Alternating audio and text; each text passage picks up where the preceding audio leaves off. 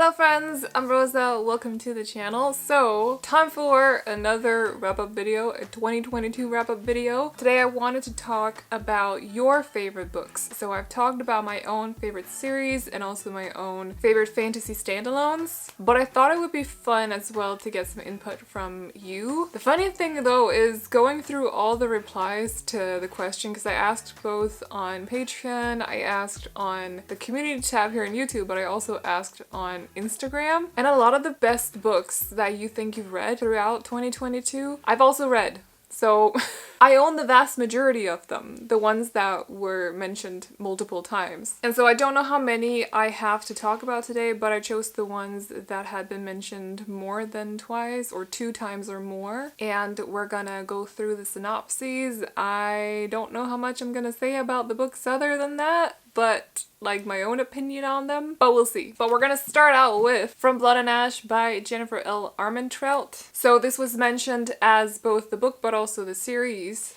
This is new adult fantasy romance, and we follow Poppy, who has the title of Maiden. So being a maiden means that you can't talk to anyone, you can't look at anyone, nobody's supposed to look at you, you're just kind of supposed to be there but like exist but without making any relations or anything like that, because you ultimately, there's a goal to being the maiden. However, Poppy has been sneaking out from the palace, which is where she lives, but she's been sneaking out some nights, and on a particular night when we start the book, she's sneaking out to a bar. This is a bit of a sleazy kind of bar, like certain stuff goes down at this bar, and at the bar she meets a guy called Hawk. There's an instant connection between the two, some stuff happens, and Poppy starts to think that maybe this whole being maiden actually isn't for her. Lo and behold, Hawk might also infiltrate the castle palace where she lives and work as her bodyguard for a while, and so there's some forced proximity as well, and this might be causing some issues for Poppy too. And then there's a whole lot more than that, because this is actually a vampire book, and so while the romance is the biggest part of this book, there's more to it than that. But I would say first and foremost, definitely a fantasy romance, and if you like fantasy romances, I would recommend this because I loved it myself, so I can understand why this was mentioned. Then we have one that, despite actually, I think I've read like 40% of it or something.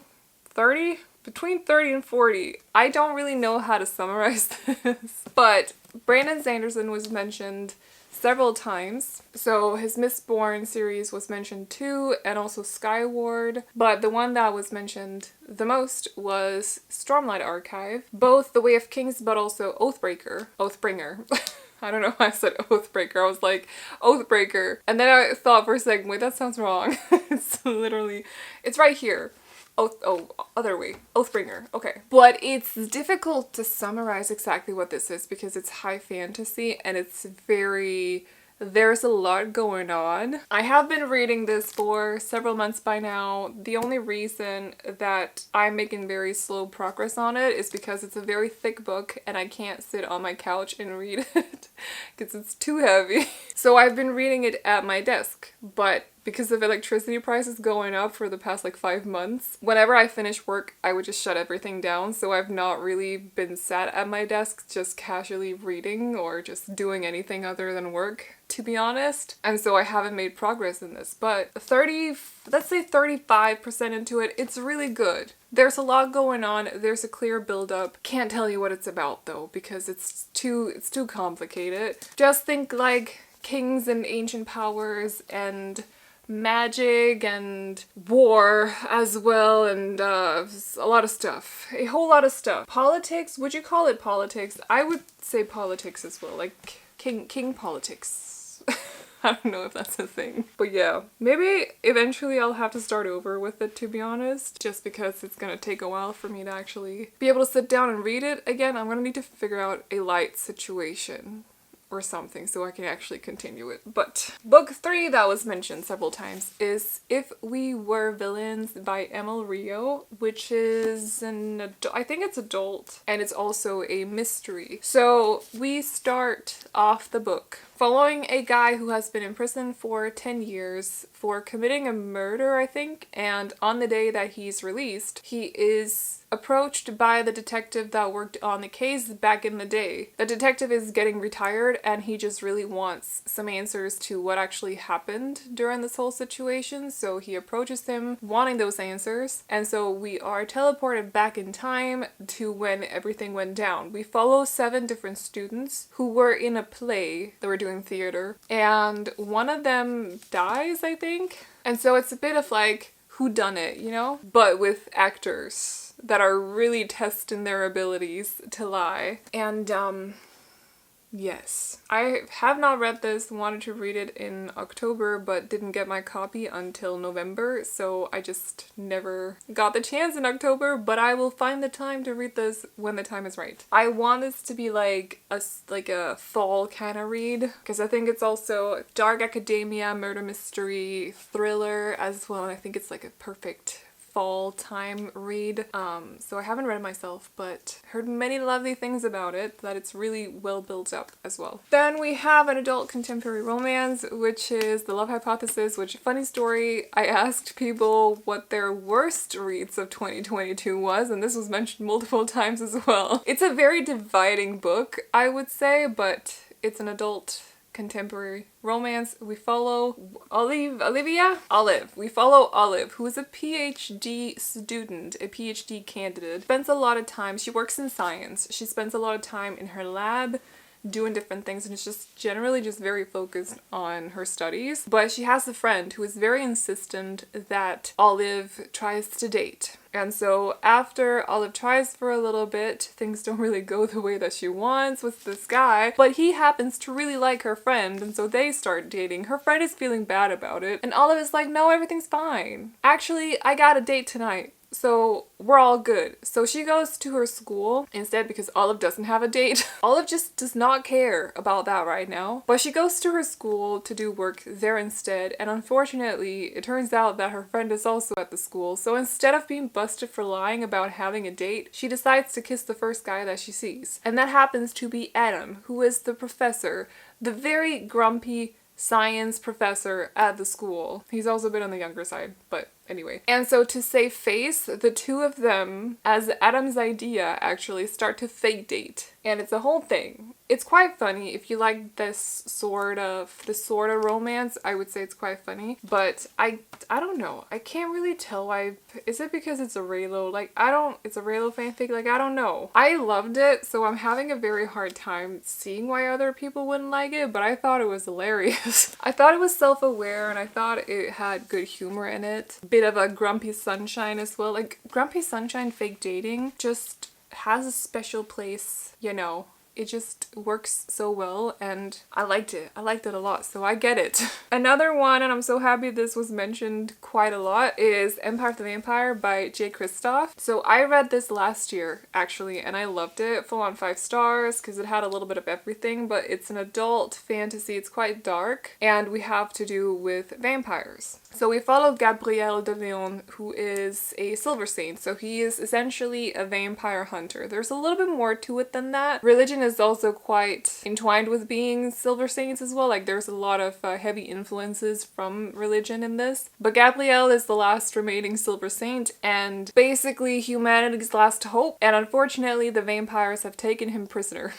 So that sucks. And so when we start the book, we follow Gabriel as he's telling two stories actually. Both the one of how he became a Silver Saint and was introduced to the other Silver Saints and some personal life stuff as well, and also how he went to get the Holy Grail, because there's kind of like a curse cast on the world as it is in the book. And there's this thing called, what do they call it? It doesn't actually say. But there's a curse cast upon the world that causes it to basically always be sort of dark, which is very advantageous for the vampires but not so good for us humans. And the Holy Grail is supposed to be the one thing that can actually lift this curse. It's not a curse. It's not called a curse in the book. It's just what I'm calling it because it's the easiest term to use for it. But Gabriel has been caught by the vampires, so that sucks. But yeah, essentially it's just him telling the two stories, and it's a lot of fun. A gritty, bloody, dark, and not a lot of rainbows in this is what I'm trying to say. Or not a lot of rainbows and unicorns and happy vibes in this, essentially. But it's fun. I thought it was fun. I liked the little comments from both Gabriel, but also the guy that he's talking to when he's telling the story. You'll hear, like, in the middle of the story, he'll be interrupted by this guy, this vampire. I like those bits of it, and I thought the whole build-up between the two timelines was fun, and it was also kind of interesting to follow Gabriel as he is growing into a silver saint, and also his personal life. That part of it was fun as well, and also just like, I don't know. It makes stuff that happens hit a little bit harder, okay? Very well built up book. I'm looking forward to the sequel. No idea when it's out. He's taken his time, but I'm sure we'll hear some news soon, hopefully. Another one that was mentioned was Kingdom of the Wicked, and more specifically Kingdom of the Feared. So Kingdom of the Wicked is the first one, but I think they meant the series, and then someone specifically mentioned Kingdom of the Feared, so I included this one.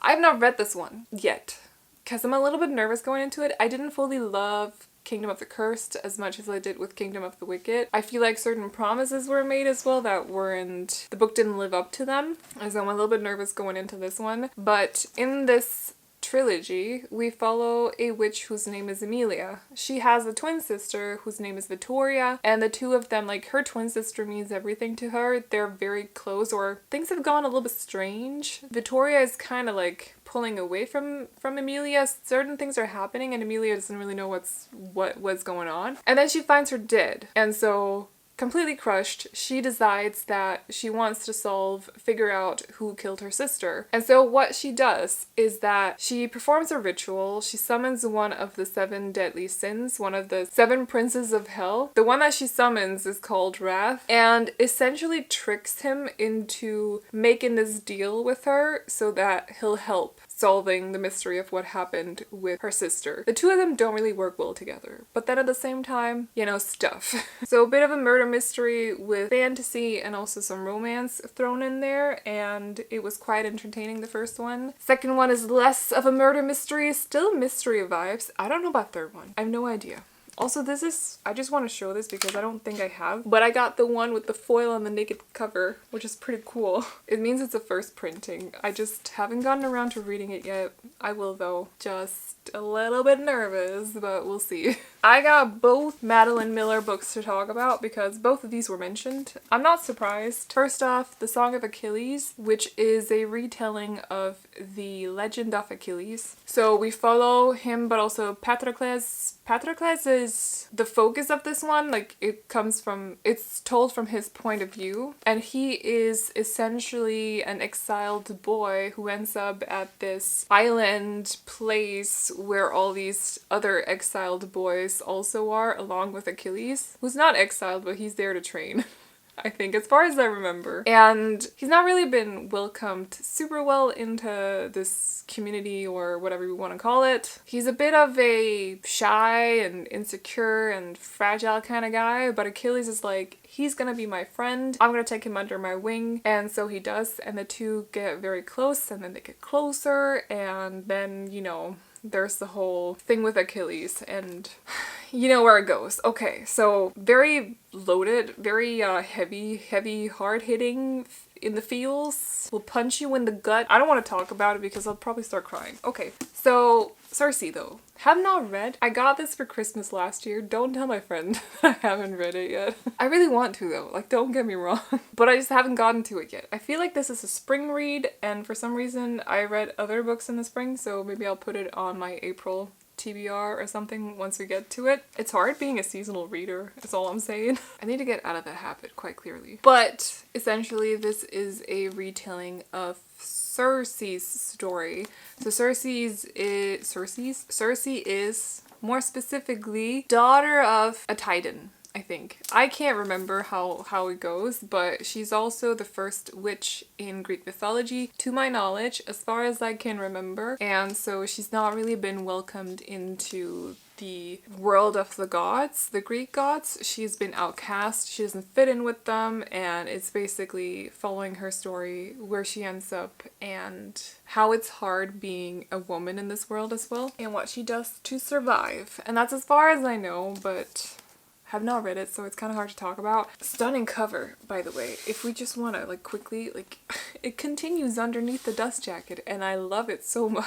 But very excited to read this at some point because I loved the Song of Achilles, even though it broke me. And I'm still broken to this day. I loved it a lot. And then we got 3 more, and these were the ones that were mentioned the most. So we have The Seven Husbands of Evelyn Hugo by Taylor Jenkins Reid, which is an adult contemporary romance, but also historical fiction. Mostly historical fiction, I will say, because we do follow Evelyn Hugo throughout her life, so it doesn't really take place in the now. But starting out, we follow a journalist who is working at a magazine that really wants to write a story on Evelyn Hugo. So Evelyn Hugo is an old star, like an old Hollywood star. She is massively famous, massively popular, but has been a bit of a recluse for the last years and doesn't really talk to anyone, doesn't do interviews, and this magazine just really wants to do an interview with her. They've been trying and trying, but Evelyn is just not biting until Evelyn actually writes them, okay, I'll do an interview with you, but I want you to send this specific journalist to write it for you. They don't want to send her, but Evelyn is not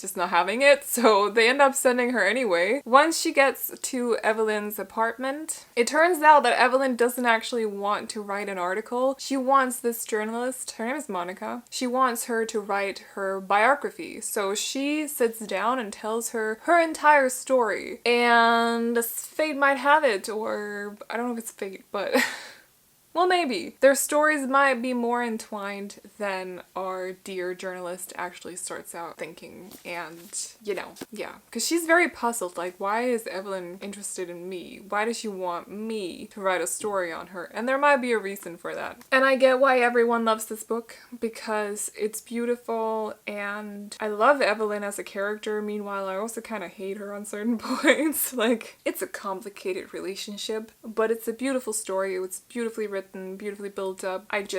Yeah, has a nice flow to it. Just a gorgeous book. And then this one, this has been mentioned just as much as The Seven Husbands of Evelyn Hugo. It's Babel by R.F. Kuang, which was released this year in August, I think. August or September, depending on which version or edition, UK or US.